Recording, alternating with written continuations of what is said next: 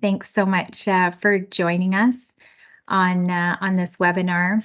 I thought there were a few people that had requested that we hold some sort of a virtual session, more as an opportunity for us to answer a lot of questions that people might have. So we thought what we could do is just take a few minutes at the beginning here and just go over a few things to share with you, give you guys some updates of where we're at. I think most people on the call are familiar already with what GET Corp is trying to do. So we'll probably just do a very high level of that just to keep this more relevant to what everybody else wants to talk about. We are recording this session on request of some that couldn't join us. So if anybody has any issues with that, if you could just type in the chat, just so we are aware if anybody has any issues with this being recorded. So we'll get started. We've got a few people from the GET team here. So maybe we'll just start with quick intros of who we have from the GET side. Nick, do you want to start us off with an intro of yourself? Good evening. I'm Nick Thurler. Probably most people know who I am. So anyways, I'll leave it at that. Thanks, Nick. And then we have Jerry. Do you want to do a quick intro of yourself? Maybe a wave.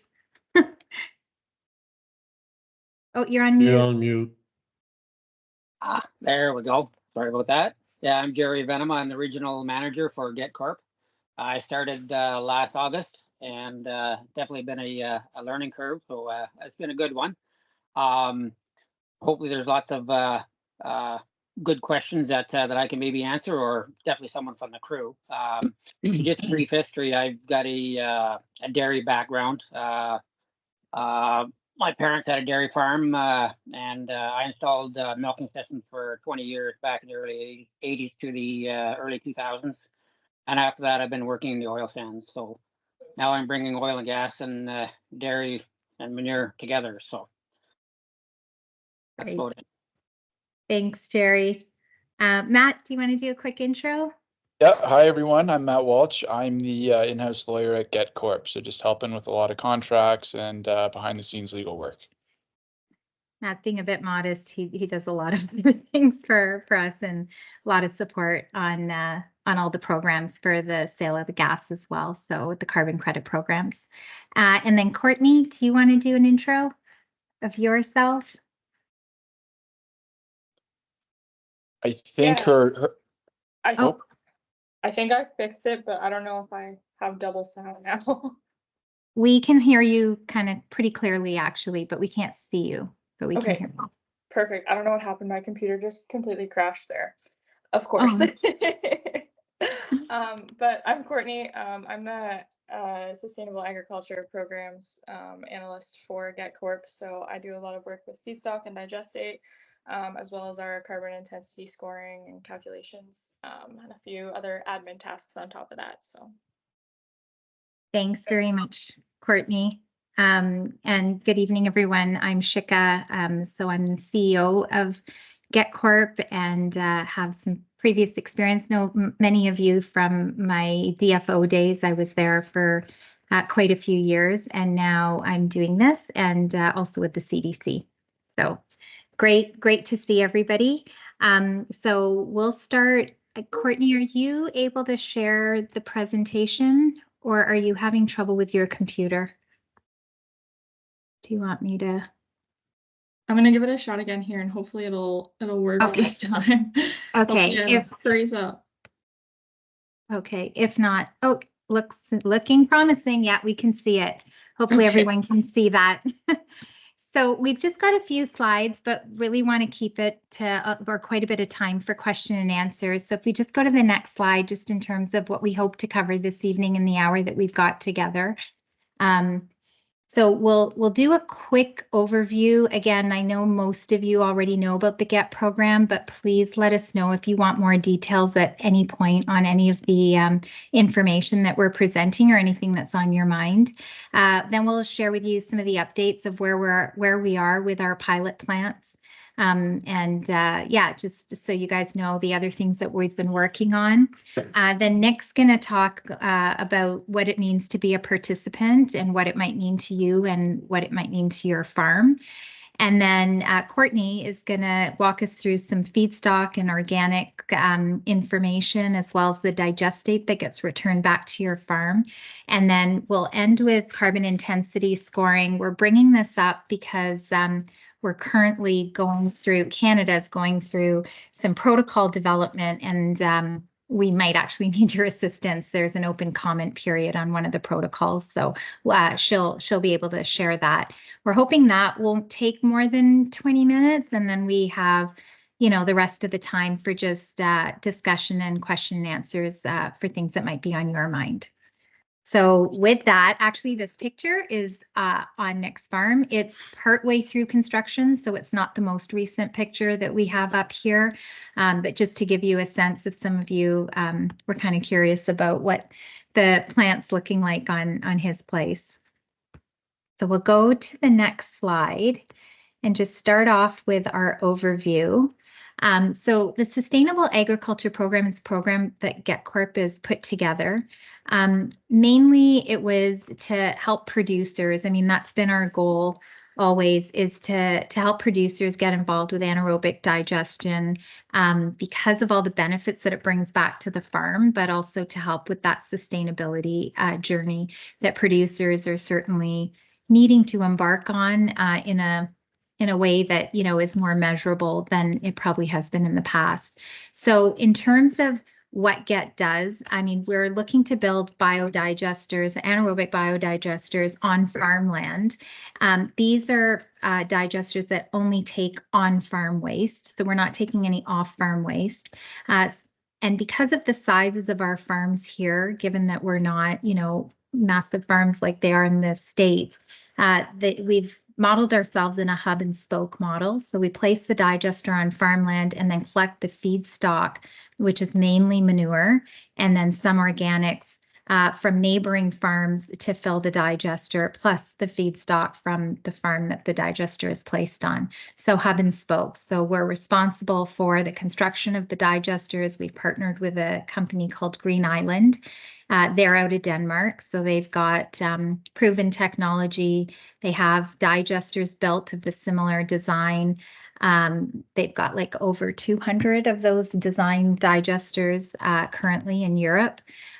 So lots of experience. They've also been regarded, Denmark's been regarded as the global leader in biogas production. They've been collecting a lot of climate farm data as well as data on the digestate and feedstock required. So really bring in a lot of years of expertise on how to manage the recipe within the digester to optimize gas production and get it right. So we've been very fortunate to be working with very experienced folks out of Europe for that. So in the hub and spoke model, we do build the digesters with Green Island, and then we secure the feedstock of neighboring farms. We do the testing of the feedstock, mainly I'm talking about manure here, and then the logistics of picking up the feedstock from the plant, from the farms, bringing them into the plant, and then returning back digestate. So all of that logistics. Then the operations of the plants themselves. So we have operators that will be managing the plants, do the servicing and the monitoring and the maintenance. And then we also do all the collection of data that's required to do the registration of carbon credits and to maintain our requirements through the carbon credit programs. And then we also do all the contracting for securing the offtake of the gas, and that's right from plant gate of the gas moving from there to an injection site into a pipeline and then sold to an end user. So that's kind of an overview of the program and what we do. And then on the next slide, I think we talk about participation. So how can people participate in this? We've got 3 levels of participation. The first one is as a participant. And as a participant, you're basically agreeing for us to take your manure and other organics off the farm.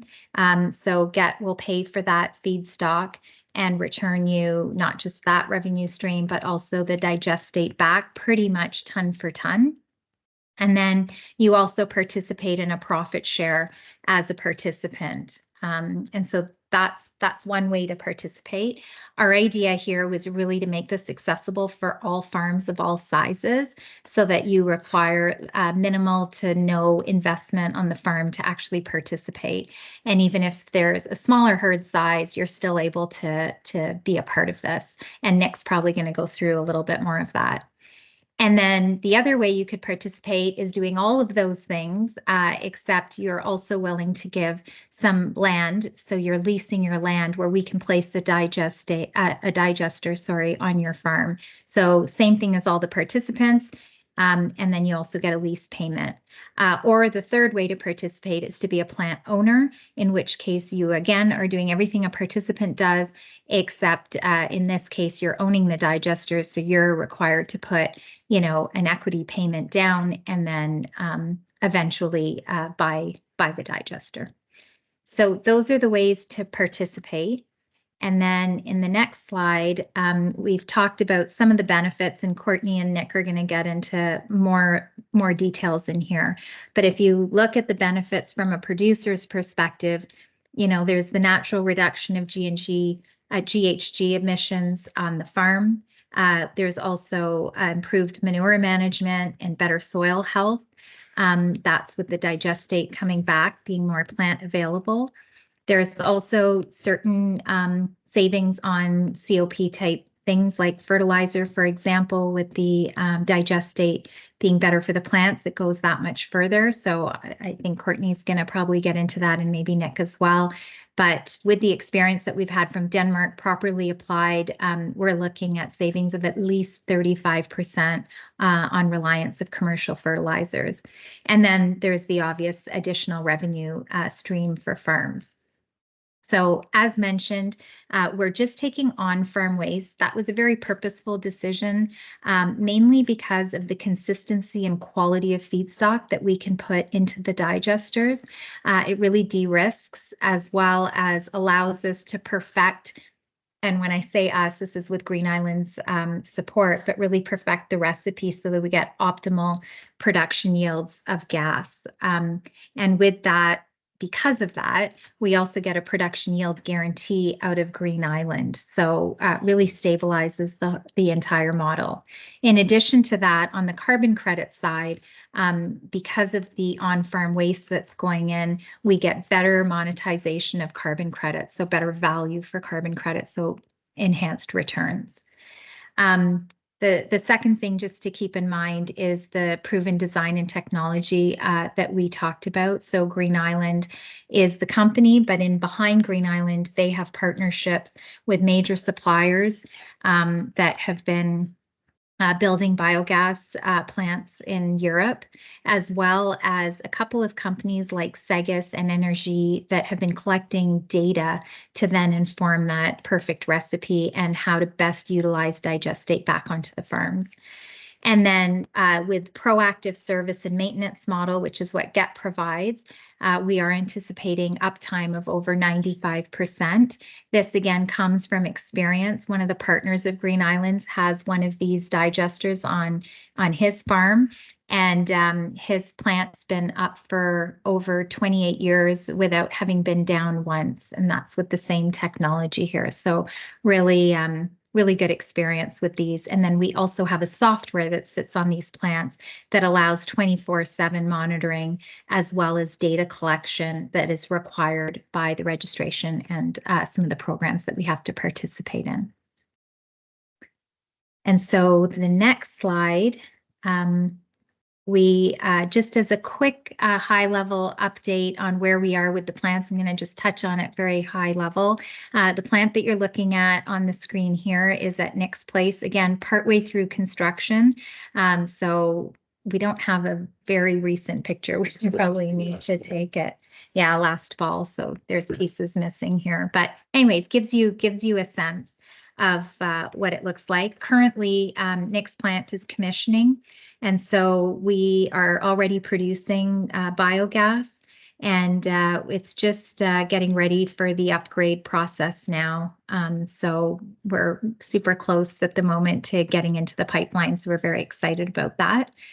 And then we have 3 other projects in southwestern Ontario. And for those ones, for one of our plants, foundations have been laid and the building is currently starting to go up. That silo picture is actually on Nick's plant. The silos haven't gone up in the southwestern Ontario plants yet. And then in the other 2, we have one where foundations are laid and they're about to have the building go up. And in the last one, the prep's been done for the foundations. So we've got really great traction going on with these other plants that are being built. And the pilot plants are all part of the model that we have as proof of concept, where we've had a partnership with GFL that has fully financed these plants. And so it's been a great springboard for us to now move forward. So just as an update of what move forward looks like for us, we spent the last 1.5 to 2 years developing plans on being able to construct these digesters at a higher scale. Our ambition is to build digesters across the country. So we are working on the next 30 plants at the moment. And with the next 30 plants, we already have names and locations. And so with that, we are looking at raising debt for a debt facility. We've been talking to quite a few large banks on how to do this as a collective, much easier than doing digester by digester. So we've got all those plans in place, and in the next few months, we're hoping to have that secured. And so that kind of kicks off our next set of plants that we will be building and securing up the feedstock for all of those. So we're super excited, a little nervous, but super excited, I would say. So that takes us to the next part. Oh, sorry, I didn't realize we had that picture. Sorry about that. Yeah, that's some of the work that's going on. Courtney, can you just go back one more just for a quick second? And you can see the foundations being laid by the size of the people. You kind of get a sense. I think the plant footprint is around 2 acres. Is around the kind of sizing of the entire plant. That's, the buildings and the kits and upgraders, etc. So we'll move to the next part, which will be Nick kind of talking about what it feels like to be a participant. Yeah, so so being a participant, the question is what the farm need to do. So the pre-pit and the post-pit. So the pre-pit, that's like a pit at the barn, because we need to pick up the manure. The fresher, the better. So no more than on a weekly basis. So we asked to have a minimum 50,000 liter pre-pit, which is roughly 12 by 12 by 12 feet. So we have enough manure to fill the truck. When the truck comes in, we're going to haul 38,000 38 ton at a time. So yeah, we'll come in, pick up the manure at the barn, where, like a lot of resale barns, they might already have a pre-pit of some kind, but some of the other barns might need to do that pre-pit. And then we put a pipe in with a funnel, so our truck could just pull in and hook onto it and suck it all down, and then bring it to the digester, and then that's same day bring the load of digestate back to your storage, the storage you have now on most farms. The access no different than a milk truck. Like, you need to be able to come to the wherever the pre-pit is to pick it up, and then be able to dump into the manure pit. Special consideration. So maybe I'll touch on the size. If you want to figure out a little bit how much manure you have, it's roughly 60 ton per cow per year, milking cow per year. That includes the young stock. So I'll use 100 because it's easier to add the numbers. So 100 cows at 6,000 ton a year, and then you divide by your 365. It's I forgot what it is, 17 ton or some, or not quite, but it's So yeah, to make a load, like 100 cow farm, it's probably gonna be a load every 3 days. Maybe, yeah, something like that. A 200 and some cow farm be a load a day, and then a 50 cow farm be a load every 5 to 6 days. It gives you a little bit the idea of the volume. Special consideration. So we're not going to turn down anybody as long as somebody wants to participate. And if like we have tie stalls or tie stall, we need a bunch of organics for the digesters, like bedding packs and that kind of stuff. So I know tie stall barn is a little bit different, but if we would pick up the manure with a dump truck, then or unless it's liquid enough to pump. But if it's not liquid enough to pump, we could actually pick it up with a dump trailer, and then but it would have to come back liquid. So all depends. So maybe there'll be an investment there to put a liquid manure pit in. But yeah, it's just to show that we're not gonna we're gonna make ourselves flexible to pick up any kinds. Slatted floor barns, there's actually more slatted floor barns than I thought there still is. So there is a bunch of slatted floor barns around. The ones with the floating gutters, they're basically set up.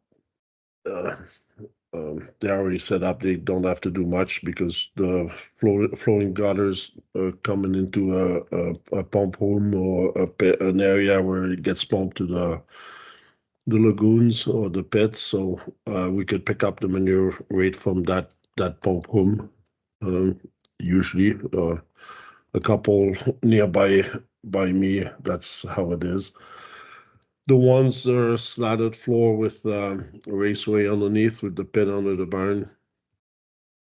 The one way we could deal with them is keep those the pit under the barn about half full, and somehow have an agitator in there that would keep that manure moving, like some kind of agitator that might tune on once a day or something to keep the manure moving, and we would suck the manure out of that pit. That would act as the pre-pit. It's not ideal, but it's a way to make those farms work.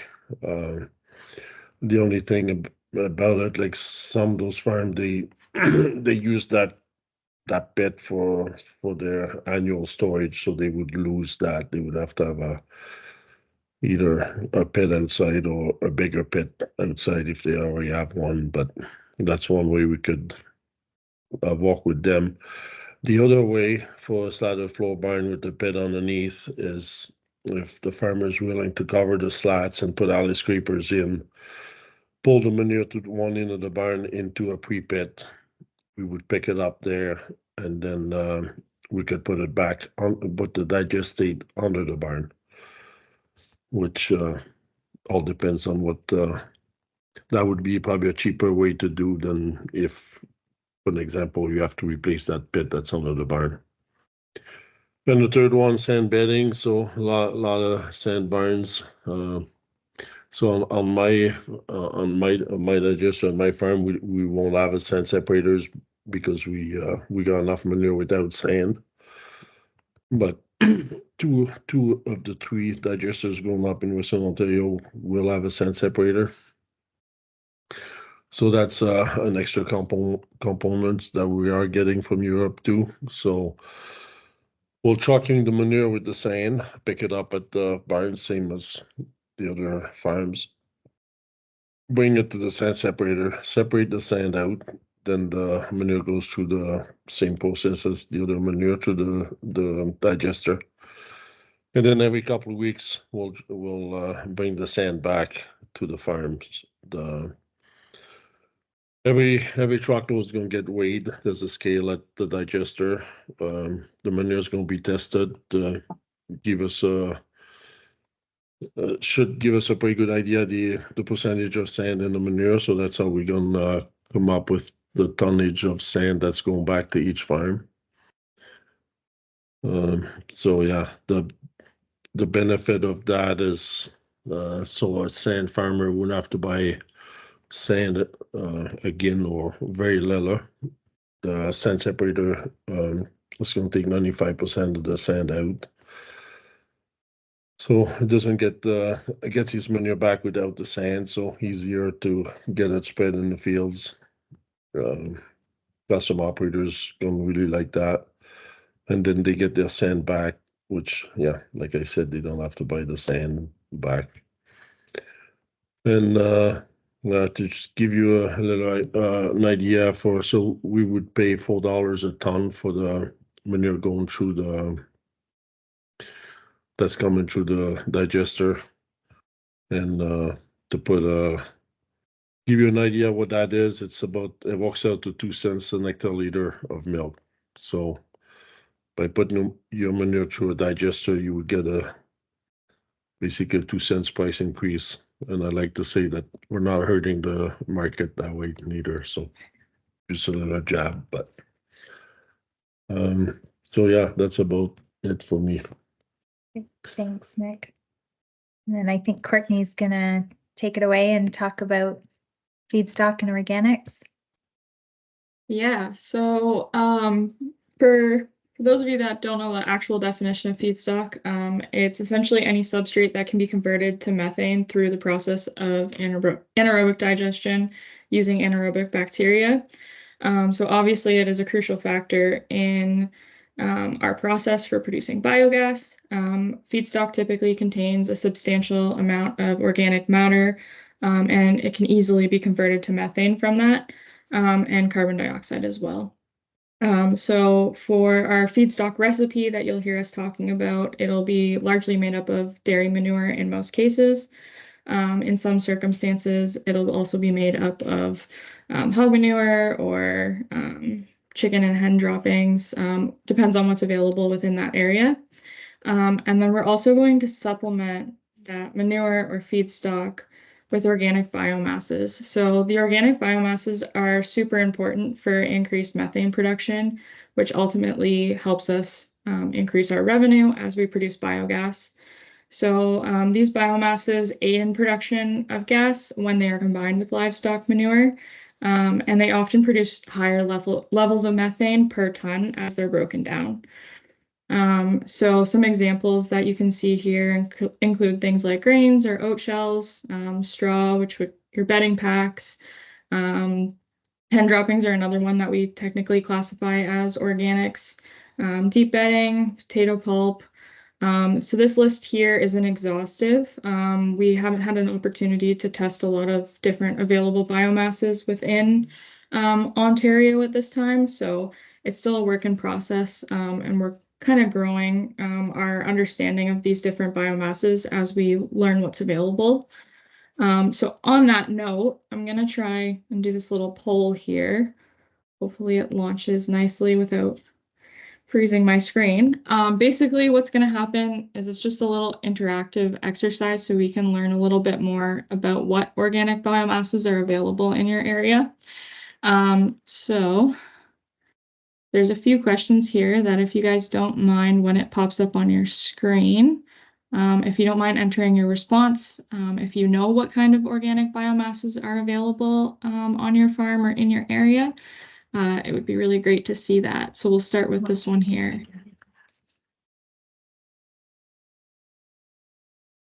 So I think you put them. You have to type them in, Courtney? Yeah, you should be able to type them in and hopefully hit enter and it should work. I hope. What kind of biomass? Courtney, I'm very excited. This tool looks like it's working. Okay, yay. I'm happy to hear that. I wasn't sure. But I'll give We're everyone experimenting with everyone on the call to see. I should have tested it out a little bit more beforehand, but I figured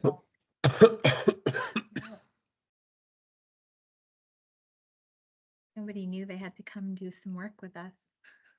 to test.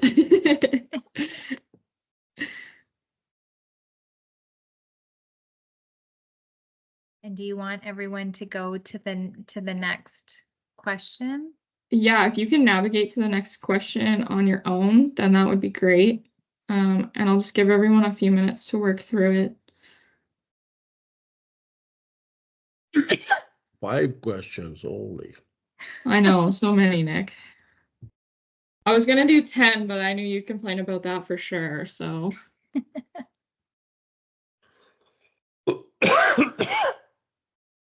Approximate. This is just to.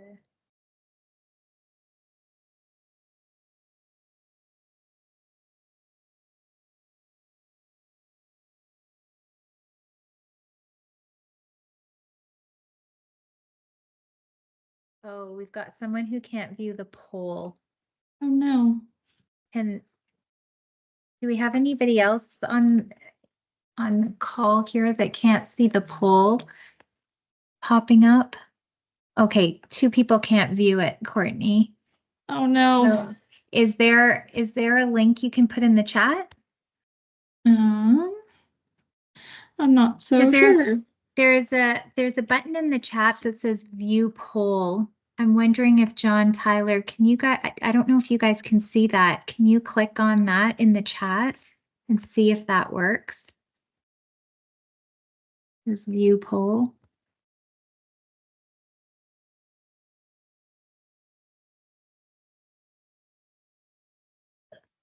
I don't know if that's.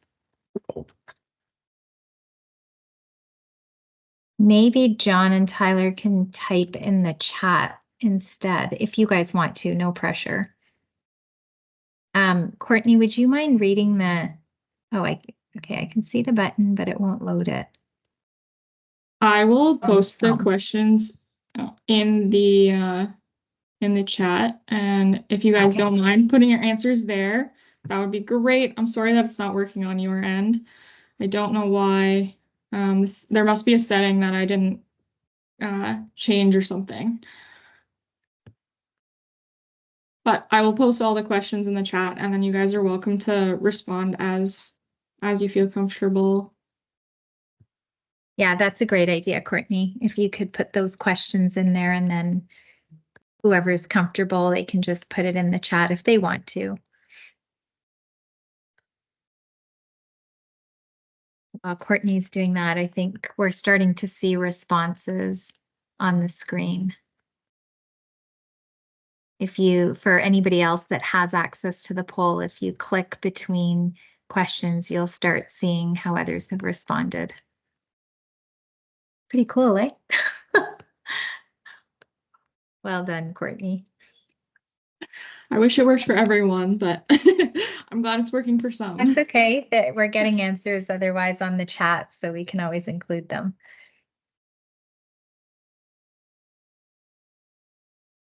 As people are answering those.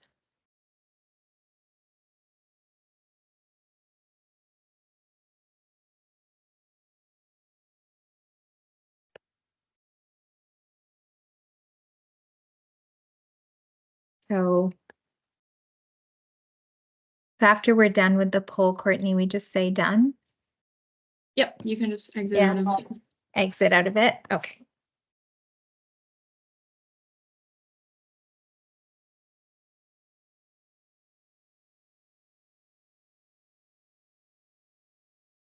And we're getting some responses that we can kind of incorporate in. So thanks for everybody putting it in the chat as well.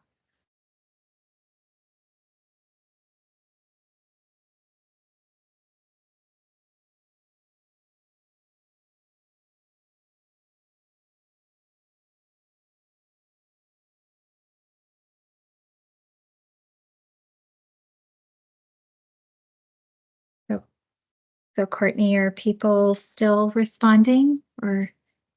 It looks like we're wrapping up a little bit, so maybe I'll Okay. move on. The questions are posted in the chat, so if you want to provide some more responses, then I definitely encourage you to continue to do so.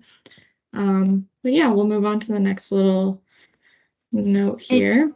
Just before you do that, if anybody wants to see the answers to the poll, because I think that shows up on everybody's individual screen. Mhm.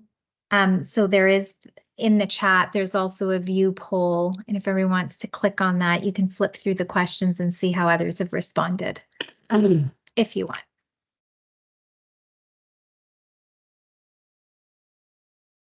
Sorry, Courtney, go ahead. Sorry. No, that's okay.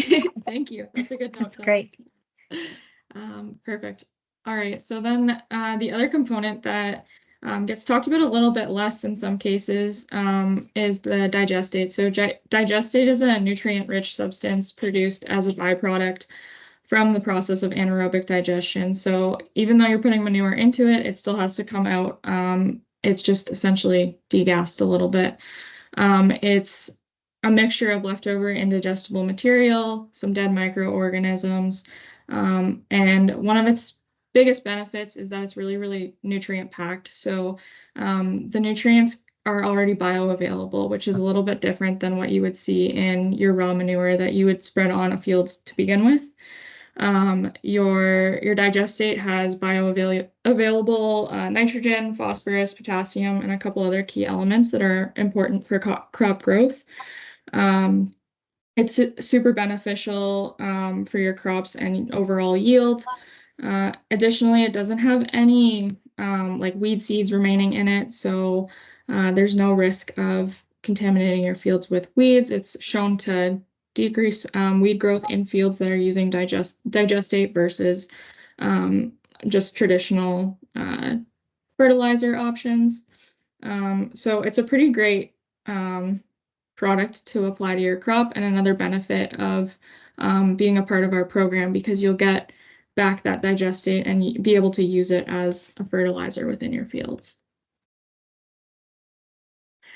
And then kind of changing gears here a little bit, I'm going to kind of give you a really brief overview of carbon intensity scoring, since it is a really in-depth topic. So carbon intensity is essentially a way of providing a value to how carbon, like how good your practices are for carbon emissions or your greenhouse gas emissions. So there's a couple of things that really go into the modeling of this, and the overall modeling process is very complex and it takes a lot of information to collect. But some of the key things that can impact your carbon intensity score are your manure management practices. So one of the biggest things is how many times you're cleaning out your lagoons and whether or not you have solid versus liquid storage. This is due to the emissions they've determined that come from liquid storage versus your solid storage, and emissions that come from removal of liquid from a lagoon versus like the solids from it. So it's a big factor, and something that I'm going to kind of loop back to on the next slide. Your on-farm practices are taken into account. So this can be anything from your manure spreading on your fields, any of the pumps that you run to move your manure through your barns and into a lagoon. So they look at the values of like how much diesel you're using and what your electricity consumption is like. And this all creates a baseline for the carbon intensity scoring. And then the other big factor is the number and type of livestock that you are supplying manure for to the digester. So dairy cows are considered like the dirtiest in terms of what you can put into the digester. So as your baseline, because that manure is usually just sitting in a lagoon or in solid storage, it's really, really bad, which ends up, when you start putting that manure into a digester, it ends up being really good for your carbon intensity score, and you can obtain more revenue from it. Similarly with hogs and chickens as well. So overall, the carbon intensity helps us create another stream of revenue through carbon credit programs, but it's a very, very complex modeling process. So if you're involved in some of our programs and you've sat down and talked with myself or Jerry, and we've hit you with a list of questions, this is why. There's so many details that need to go into it, so we can get an accurate number for that additional revenue stream. And then Shika kind of talked about this a little bit at the beginning. One of the things that has recently come out is pre-publication for the clean fuel regulations. And some of the changes that they've made in version 2.3 actually are not helpful for dairy farmers at all. So I'm gonna do my best to explain this as I'm still kind of learning how to understand it myself. But previously, when we went through a carbon intensity calculation, the retention time and drainage is essentially black and white. You're either emptying your lagoon or you're leaving it full. However, emptying it is defined as if there's only 5% remaining within that lagoon, then your lagoon's still not empty, so it's still fine because the volatile solids are still present, which is beneficial to our CI scores. In version 2.3, they've changed this definition a little bit, and it's highlighted in teal on this screen, where they've said that if your lagoon is fully or partially emptied of volatile solids, then essentially that means it's being emptied. So it has to be classified under that system emptied, even if you're only taking a little bit of the liquid and solids out of your lagoon. And what this does to our CI score is it takes a big hit. And now in one of our example calculations, we had a score of -120, which is really good, that all of a sudden dropped to -20, which is really bad in this circumstance for revenue purposes. So what we've done is we've put together a letter that explains all of this policy and information. And since this publication is open for public comment, we're hoping that once we are able to circulate this letter, that if this is something that you're interested in, you could sign that letter and submit it to the ECCC for us and help support getting this under wraps so that it remains either the same as it is, or there's a few other changes we could make that'll make it beneficial for dairy farmers. So yeah, that's kind of a high level overview of that one. And I think that wraps things up for us. Sugar, I think you're just muted there. Sorry, thanks. I was just saying thanks. Great job, Courtney. The last thing Courtney mentioned, whether GET digester or not even a digester today, but in the future, I think this carbon credit for the way that they're viewing the manure pits are going to be really important for us as an industry. So we'll email everybody that we have on our list anyways, just the information. And if you're willing, we'd appreciate, I think, for all of our sakes, to send that letter while the open comment is open, which is actually only till the end of the week. But with that, 20 minutes turned into longer. My sincere apologies, but totally opening it up for questions that everybody might have. If you want, you can put your question in the chat. You can unmute yourself and ask it however is most comfortable to you. I think there was one comment in here, and maybe Nick, you might want to repeat about the tonnage that you had spoken about. I think it was somewhere in here. Oh, yeah, that was the one from Tyler, I think. Yeah, tonnage conversion, just while people are.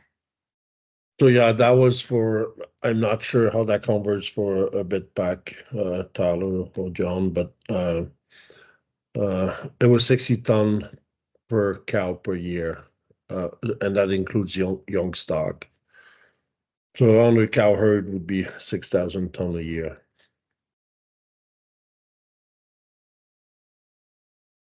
Nick, it looks like there's another one in there for you too. It says, could you please go through the size requirements for the pre-pit once more?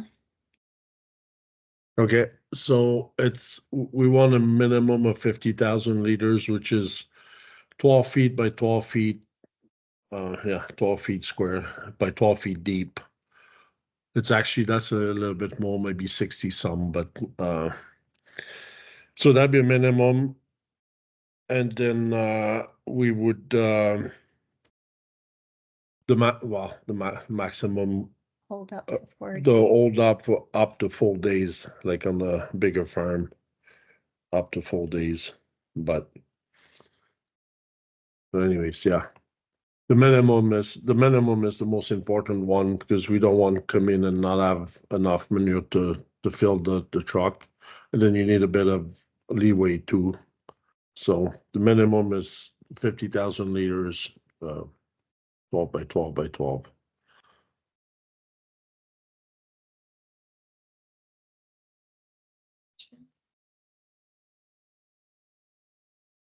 It looks like we've got another question in here.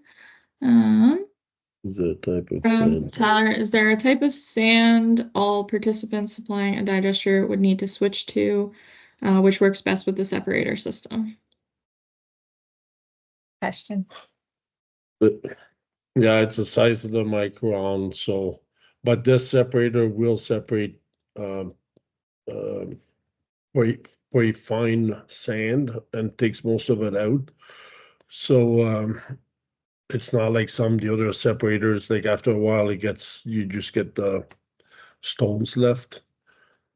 But and it'd be just for since you get your sand back. So if let's say someone's got a sand that's not going to work, so it would be to get a switch or change the supplier for the first couple of months. Once it's in the system, then it's fine. The sand separators, to my understanding, also calibrate to certain size sand. I don't know, Jerry, if you have more on this, but I believe the sand separators do calibrate. And so, but what we've understood based on the sand that's at most farms, the difference between the size is not too grave. That's within the certain area. We've got lots of questions. So but we can come back to being more specific on that and get the actual calibration size of the sand, calibrated size. I just want to make sure we get questions.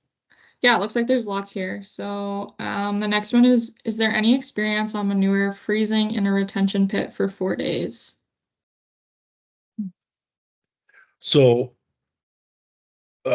well, the answer is no, I guess, because we don't know. But the idea is probably that the pre-pit, if it's not in the barn, if it's outside the barn, it would most likely be covered and just have the hole, or like just have the pipe going in through it. As long as the pipe sticks out 5-6 feet. Yeah, between 5 to 8 feet above ground. So when the trailer comes, swings the boom over and be able to pick it up. You kind of had a cadence too, right? Like for certain size farms of how often you'd be picking up, like. Yeah. So yeah, 4 day, like, yeah, it's 220 cows. I think it's a load a day, roughly. So 110 cows be every other day. 55 cows be every 4 days, something like that. That is if IFers and everything is in the same barn. If it's not, or collected in the same pit. If it's a different pit, it could be different. Could be maybe once a week for the cows and a little bit less often for the IFer barn. Yeah, so I can just add on to that. With the pre-pits, most of them are in the ground. With regards to with the way that the barns are set up now, most pits are in the ground. So with it being, even if it's 50% in the ground, there's very little chance of it freezing. There's always warm manure going into it. It will be nearly emptied out when the truck comes to pick it up, but then that same day you're going to be adding manure into it again. So the chances of it freezing are slim. What could be done is, if it had to be, I guess it could be insulated. But I know there's a few farms with pits that are set up that way that they haven't said of anything that they have a problem with the way that it is now. So I don't see freezing as being a problem. The main thing is to have it covered to keep the snow and the rain out, and that'll also keep the frost out.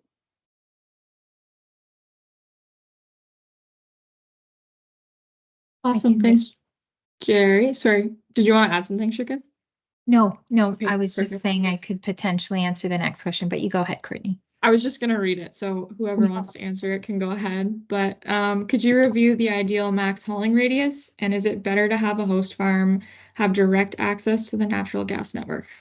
Yeah, so first part of that question, the ideal hauling radius. So I'm assuming we're talking about feedstock coming in to the digester. So we've done all of our financial modeling based on a 25-kilometer radius, although like that's, there's going to be some places where we might go a little bit over that and others that are obviously within that. But that's kind of what we've modeled our whole financial model on. And then the second part of that, which is the direct access to the natural gas network.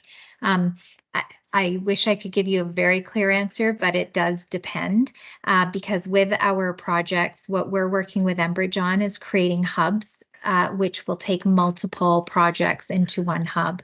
So we're a hub meaning an injection site.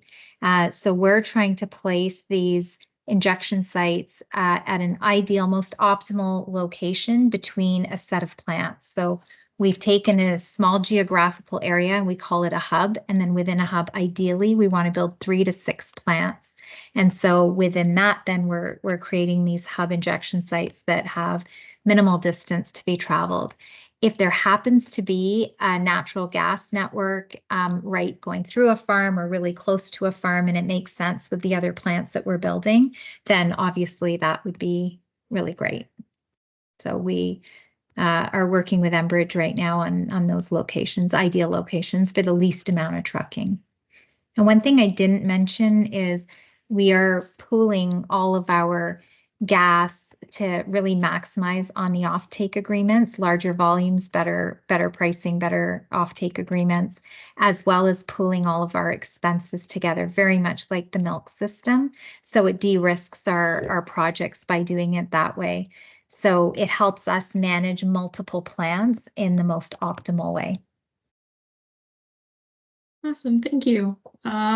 The next question is it desirable to keep the milk house wastewater out of the pre-pit?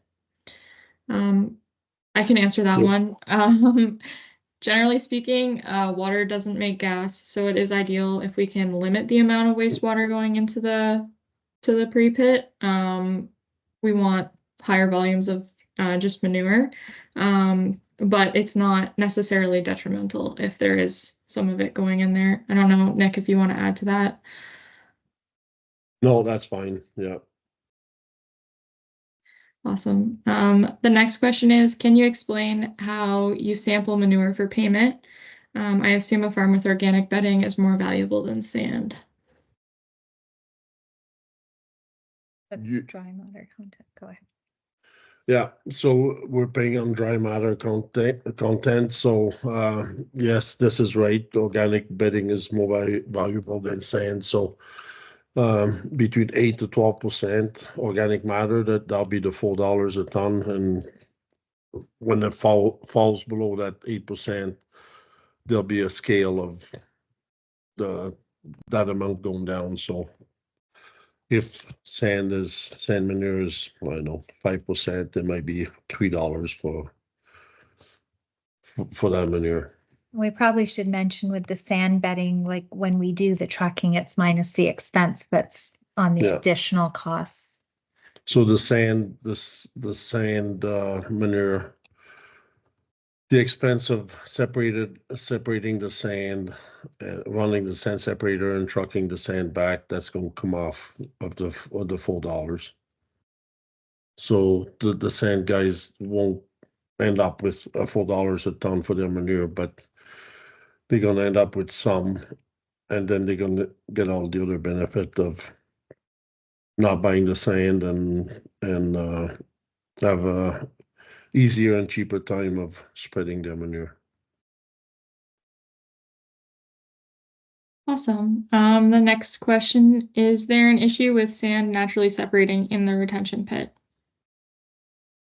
Yeah, but so yeah, it would probably have to have a mixer in that pit to keep the sand suspended, because it's not a longer period of time. So some kind of agitator to keep, maybe tuning the agitator on once or a couple times a day, some kind of electric agitator to keep the sand suspended.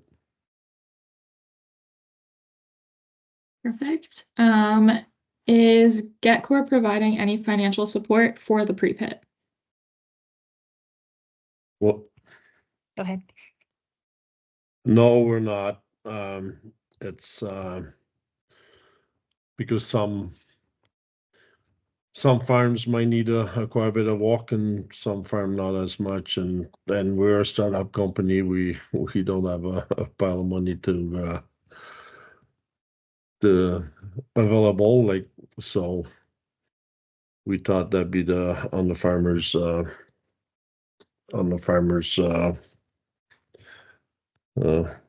dime, I guess. Yeah.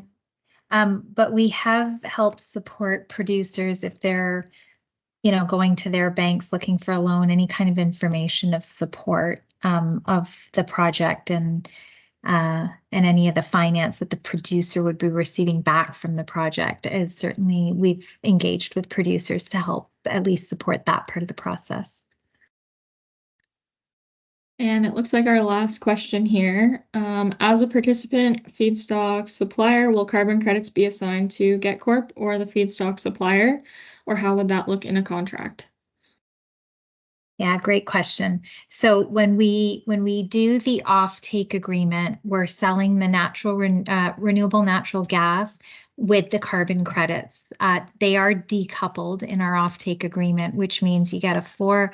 We collectively get a floor price, plus there's a percentage for revenue sharing if the markets, go up. Then there's opportunity to gain from that.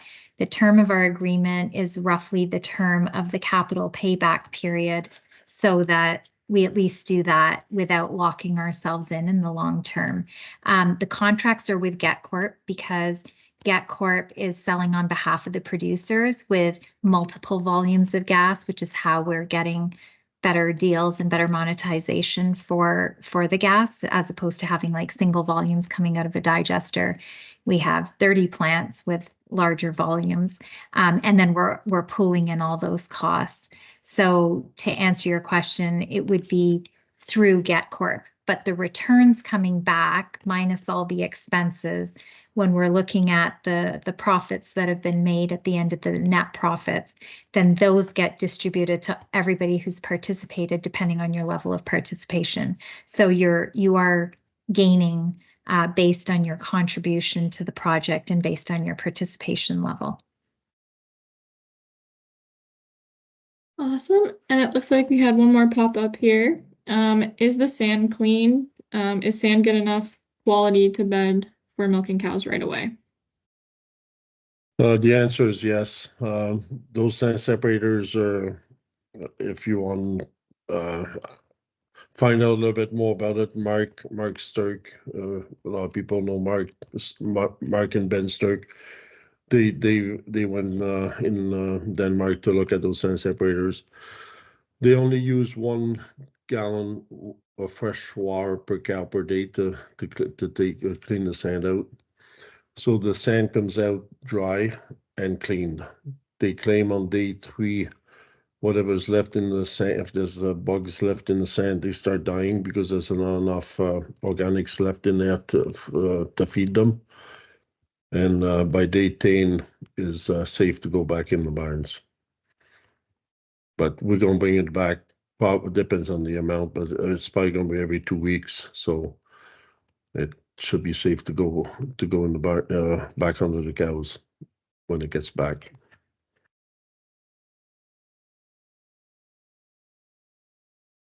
Awesome. Is there any other questions that we missed or that anyone wants to add in before we finish things off today? What does the payment look like? Is it on like a monthly basis, and do they take the expenses off, such as trucking and whatnot? Yeah, so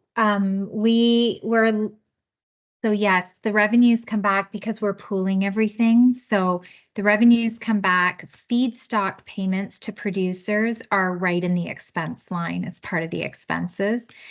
So revenue comes in minus the feedstock payments, minus all the expenses. When I say expenses, it's everything. It's the servicing, it's the the trucking of the the feedstock and the digestate, the virtual pipeline, the injection site, like all those costs are included in that, and they're pooled together. And then from that point becomes the net profits. That is a profit share that on an annual basis, people will get that, but the feedstock payments, we were structuring it quarterly because it matches our offtake agreements because we're meeting minimum volumes. But that's a bit of a debate. We might go monthly on that.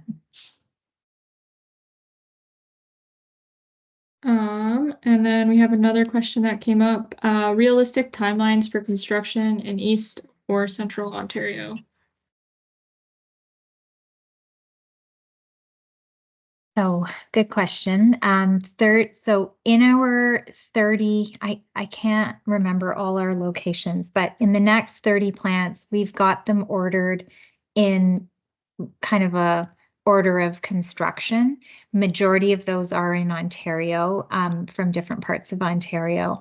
So I can't remember offhand on East and Central, but we are planning, provided the financing goes through, if the plants are falling into that June, we should start shovels in the ground sometime later in the fall period and early next year. So you're probably looking at digesters coming online, like they'll be staggered, coming online in 2025, later in 2025, and then 2026. So that's kind of right. Did I get that right?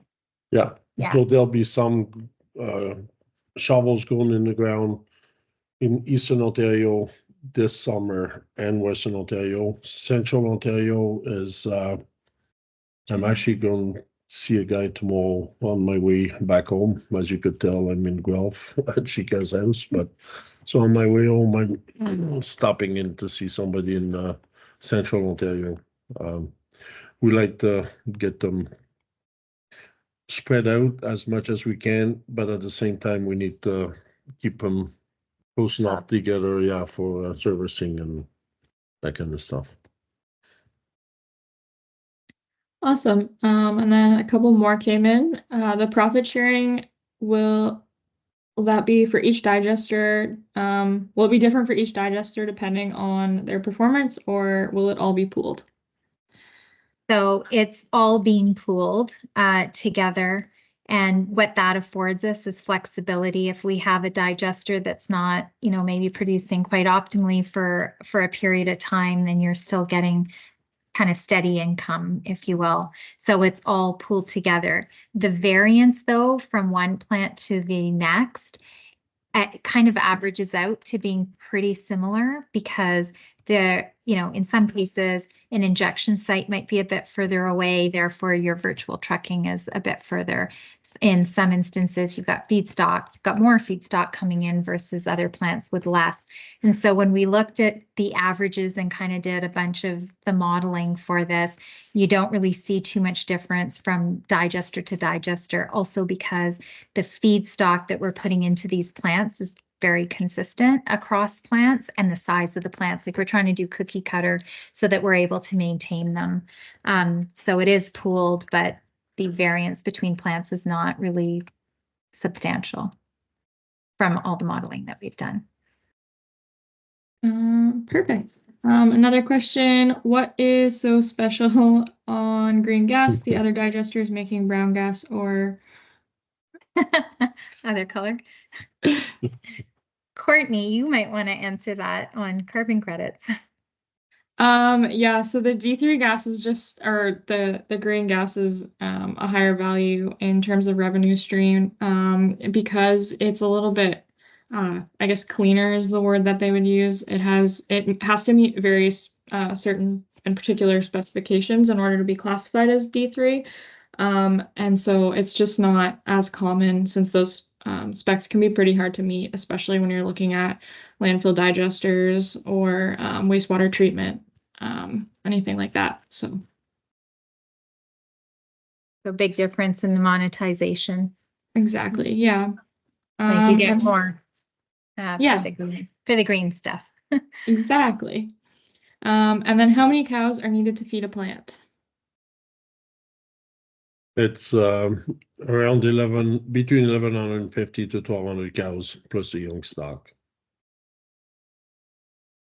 Awesome. And then to It's- clarify, it's- oh, I'm sorry. Oh, sorry, I just Go want to ahead. add, it's 200 ton a day. And we need 72, yeah, so that turns out 72,000 ton a year. Perfect. And then to clarify, is the annual payment as simple as 60 ton times milking cow times year times $4?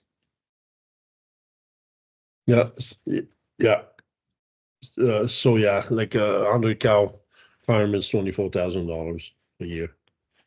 And that's just for the Yeah. feedstock payment. Then there's also the profit share on top of that.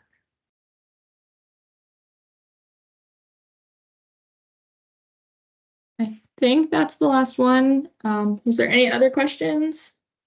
Sorry, what's the projected estimated profit share? So that's tough to estimate in this moment, like with the financial model. So when we get to having individual conversations, then we look at what contributions your feedstock's making to the larger pool. And so maybe we can take that one offline because it's kind of dependent, and then we go through a financial model to show that to you for the exact, but I don't know if there's an estimation based on your feedstock. And yeah, I can't, it's hard to estimate that. it's hard to estimate, but yeah, we could come to a rough number on a individual base, and then it's different. Like that number goes up after the plant is paid for too. There's a capital payback period. Yeah, there's a 12-year payback, and after that it jumps up quite a bit.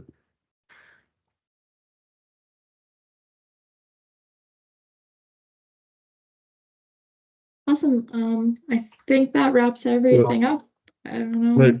Maybe I just add, like when I said it was making 2 cents a hectoliter, basically bring your blend price up by 2 cents. It's just that $4. It doesn't include the benefit of your digestate coming back to the farm and profit share.